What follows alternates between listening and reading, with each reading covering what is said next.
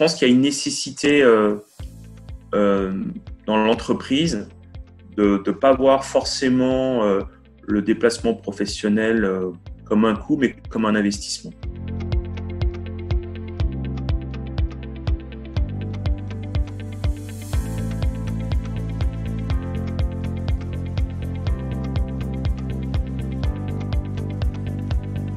Là, je reprends une vieille casquette de directeur commercial.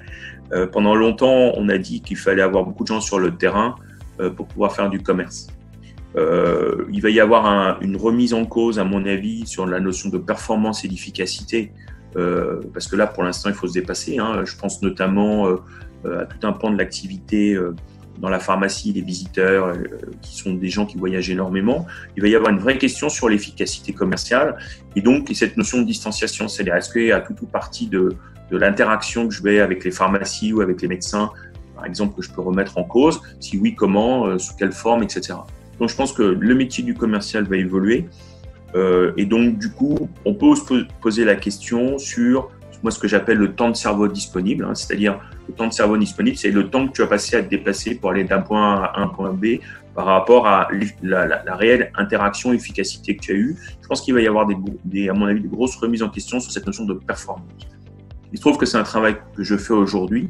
C'est-à-dire que moi, je suis capable aujourd'hui d'évaluer au fond le temps passé en déplacement et faire des ratios sur le temps passé par rapport au temps de rendez-vous, tout un ensemble d'efficacité qui montre que le temps de cerveau disponible selon les secteurs d'activité est complètement différent. Ça peut aller de 20 ou 30% jusqu'à 80 ou 90% pour les entreprises qui sont les mieux organisées. Ce qui est intéressant, c'est que quand on est commercial, on réfléchit pas à la performance globale, en fait, du temps passé global. C'est-à-dire qu'on dit, moi qui ai été directeur commercial, j'ai connu à un moment donné, au tout début de ma carrière, des gens qui disaient il faut absolument que tu fasses 20 rendez-vous par jour, 10 ou 15, peu importe, qu'en réalité, c'est pas si efficace que ça. Donc, on va être obligé de repenser la notion d'efficacité du rendez-vous.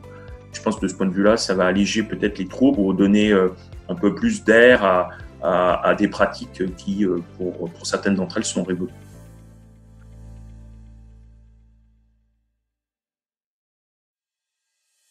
Il faut déjà identifier les motifs de déplacement. C'est essentiel. C'est-à-dire la raison pour laquelle on se déplace.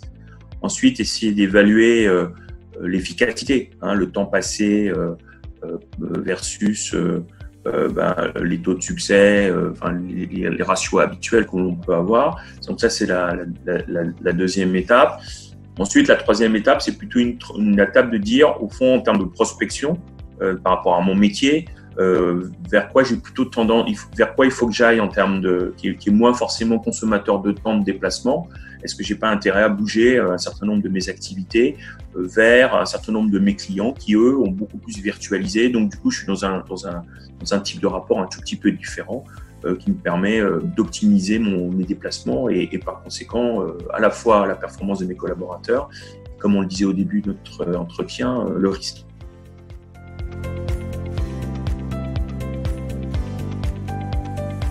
Ça va être compliqué, notamment pour tous les modèles low cost, parce que les modèles low cost, par essence, gagnent de l'argent sur les volumes.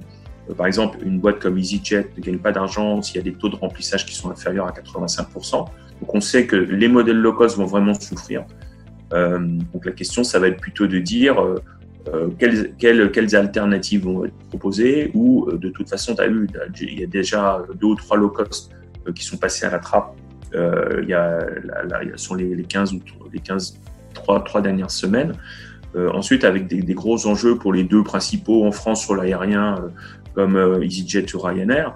Mais là, il y a un véritable enjeu sur la pérennité du business model low cost, parce que par essence, on est sur des volumes et de la volumétrie et sur l'optimisation de l'espace, alors que là, ça va poser un certain nombre de problèmes.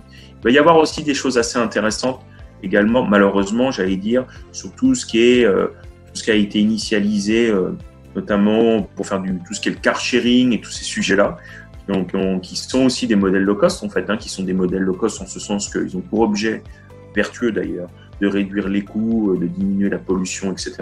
Ce que l'on pense, c'est que là aussi, tous ces modèles-là vont pas avoir du mal, mais vont être sérieusement mis à contribution pour essayer de trouver d'autres systèmes, d'autres évaluations. Alors, ce qui se passe, c'est que il y a notamment maintenant des gros acteurs sur les VTC qui sont en train d'élargir leurs offres sur la micromobilité, sur tout ce qui est trottinettes électriques. Donc, ils vont élargir leurs offres pour être plus dans un micro-transport individuel plutôt que dans les transports collectifs.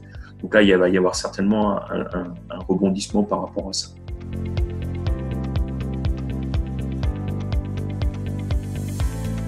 Je pense qu'il y a une nécessité dans l'entreprise de ne pas voir forcément le déplacement professionnel comme un coût, mais comme un investissement. Ce que je veux dire par là, c'est que paradoxalement, les entreprises françaises dépensent plus en déplacement qu'en dépenses médias. Étonnant, hein, c'est-à-dire qu'il y a à peu près de l'ordre de 34 ou 35 milliards d'euros qui sont dépensés en médias, donc ce qu'on appelle above the line ou below the line. Et puis de l'autre côté, il y a à peu près 40 milliards d'euros qui sont dépensés par les entreprises françaises pour le déplacement. Donc c'est un investissement. La question, c'est que aujourd'hui, il faut vraiment traiter cet investissement de façon globale, c'est-à-dire je mets comme un média en fait. Je mets 1 euro là, combien ça me rapporte, et surtout de montrer qu'au-delà de dépenser 1 euro, il y a d'autres implications à l'intérieur de cette dépense, qui est de dire quand je mets 1 euro, c'est peut-être un système intéressant. En revanche, est-ce que de l'autre côté, je suis sûr d'optimiser complètement, on disait tout à l'heure, la performance ou la productivité de mes collaborateurs? C'est-à-dire, en gros, un exemple, j'oblige mon collaborateur à faire un aller-retour journée pour aller en Europe. Est-ce que de l'autre côté, je ne suis pas en train de plomber sa productivité parce que finalement, je l'oblige à faire un certain nombre de choses? Donc, il va y avoir cette notion d'investissement, et derrière cet investissement, de se dire, il faut qu'en même temps que je sois certain que la performance de mes collaborateurs ou la productivité, elle soit vraiment la plus simple possible. Et puis également, concernant le risque, hein, et là, il y a 2 types de risques. Il y a le risque, j'allais dire, de la personne en déplacement, mais il y a tout ce qui est les risques psychosociaux qui sont en train d'exploser aujourd'hui. Donc, il va de tout ce qu'on appelle le well-being, en l'occurrence, et comment moi, j'intègre tous ces éléments-là dans une catégorie qu'on appelle la politique de RSE, qui vient complètement dans la politique de mobilité. Donc investir de l'argent, c'est bien. Simplement, il faut se faire un petit peu attention à ce retour sur investissement. Et puis, dans ce retour à investissement, pas se dire il faut absolument que je réduise mes coûts au maximum, parce que de l'autre côté, ça a des implications très, très fortes sur la productivité de mes collaborateurs et également sur le risque. Et alors, le risque, ça peut aller du burn-out jusqu'à des risques d'image, jusqu'à des choses de cette nature.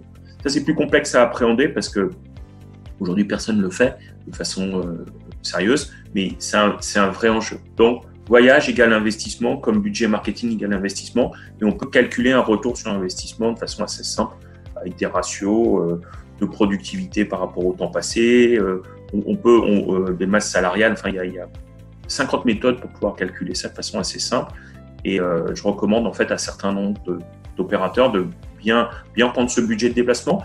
Pour les entreprises quand même hors production, c'est le 2e poste de dépense après les salaires, donc c'est quand même relativement important.